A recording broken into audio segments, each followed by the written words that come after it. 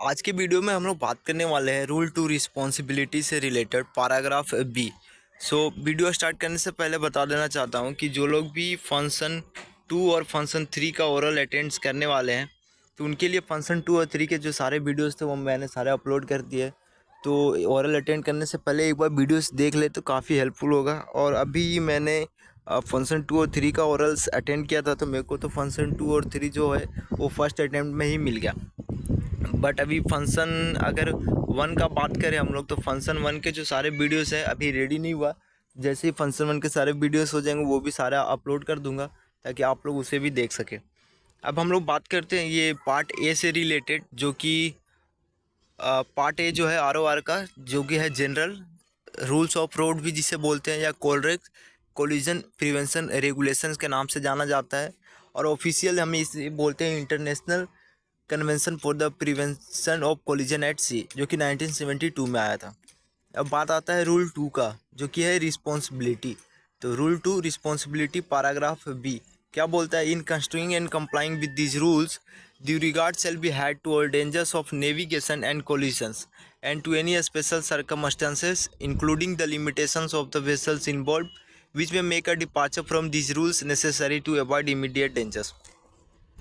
तो बात इसमें सिर्फ दो ही इसमें जो मेन पॉइंट्स है वो उन्होंने यही बोला है कि जो फर्स्ट वर्ड यूज़ किया गया है वो है कंस्ट्रूइंग। उसका मतलब क्या होता है कि अंडरस्टैंडिंग, मतलब आप रूल को कितना समझ रहे हैं। और सेकेंड है उसका कंप्लाइंग, मतलब कि फॉलोइंग, उसे आप कैसे इम्प्लीमेंट कर रहे हैं। तो वो वही बोल रहे हैं इसमें कि बस ऐसा नहीं है कि आप बस रूल को समझ रहे हैं, कंप्लाई कर रहे हैं, बट उस समय जैसे ही आप रूल को कंप्लाई कर रहे हैं उस समय due regard shall be had to all dangers of navigation. तो ये जो डेंजर्स ऑफ नेविगेशन बोला है वो कहना चाहता है कि जैसे ही आप अगर मान लो कि कोई एक्शन ले रहे हो, आप कोर्स को सपोज करो कि हम लोग अल्टर कर रहे हैं स्टारबोर्ड साइड की तरफ ताकि हम किसी दूसरे वेसल से कीप क्लियर रखें। तो ऐसा अल्टरेशन नहीं करना है कि जाकर के हम ग्राउंड हो जाए या किसी दूसरे वेसल से कोलाइड हो जाए या किसी तरह से फिर से क्लोज क्वार्टर सिचुएशन डेवलप हो जाए। तो एक्शन ऐसा होना चाहिए ताकि वो फिर से again dangers of navigation involve ना करते।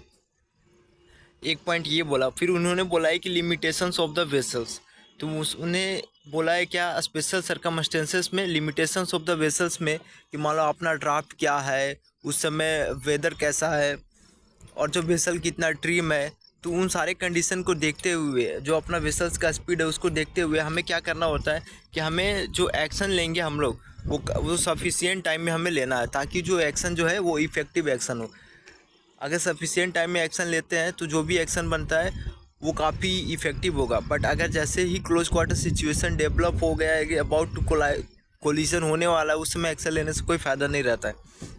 और नेक्स्ट बोलता है अगर ये सारा डेंजर्स ऑफ नेविगेशन जो अभी बात किया इन्होंने कि डेंजर्स ऑफ नेविगेशन और लिमिटेशंस ऑफ द वेसल्स, इन सारे को कंसीडर करने के बाद भी अगर आप एक्शन ले रहे हैं और ऐसा सिचुएशन डेवलप हो जा रहा है कि आप कोलिजन्स को अवॉइड नहीं कर रहे हैं, तो जो इमीडिएट इन्होंने क्या लिखा है to avoid the immediate dangers. तो इमीडिएट डेंजर्स को अवॉइड करने के लिए इन्होंने एक वर्ड दिया है डिपार्चर्स।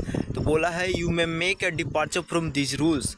तो हम लोग क्या है इस रूल से डिपार्चर ले सकते हैं, मतलब उस समय जो भी बेस्ट कॉमन सेंस से जो भी एक्शन होगा वो एक्शन को हम लोग ले सकते हैं ताकि हम लोग इस रूल से, ऐसा ज़रूरी नहीं है कि वो जो है इस ROR में लिखा हुआ होना ही चाहिए। अगर नहीं भी लिखा हुआ है और वो एक्शन लेने के बाद में अगर जो भी इमीडिएट डेंजर्स था चाहे कोलिजन्स था अगर वो प्रिवेंट हो जाता है, अवॉइड कर सकते हैं, तो हम लोग उस एक्शन को लेंगे। तो बेसिकली इस रूल में बस यही पाँच पॉइंट को ही उन्होंने कंसीडर किया है। फर्स्ट क्या है कंस्ट्रूइंग, यानी कि अंडरस्टैंडिंग कितना हम लोग समझते हैं। फिर है कंप्लाइंग, मतलब कैसे हम लोगों को इम्प्लीमेंट करना है। और फिर है डेंजर्स ऑफ नेविगेशन, कोई भी एक्शन लो तो उससे रिलेटेड क्या डेंजर्स हो सकता है उसको हम लोगों को कंसीडर करना होता है। और फिर अपना वेसल का जो भी लिमिटेशंस है उसको भी कंसीडर करके एक्शन लेना है। और अगर इन सारे को कंसीडर करने के बाद भी एक्शन ले रहे हैं, बट अगर सपोज करो कि हम लोग क्लोज क्वार्टर सिचुएशन को अवॉइड नहीं कर पा रहे, तो उस केस में हमें क्या करना है डिपार्चर फ्रॉम दिस रूल्स। उस समय जो बेस्ट करेक्टिव एक्शन मिलेगा हम लोगों को, जो ताकि हम लोग कोलिजन ना हो, तो हम लोग वो एक्शन डिपार्चर कर सकते हैं फ्रॉम दिस रूल्स से। और जो ये रूल 2 जो है उसको रूल ऑफ गुड सीमनशिप के नाम से भी जाना जाता है।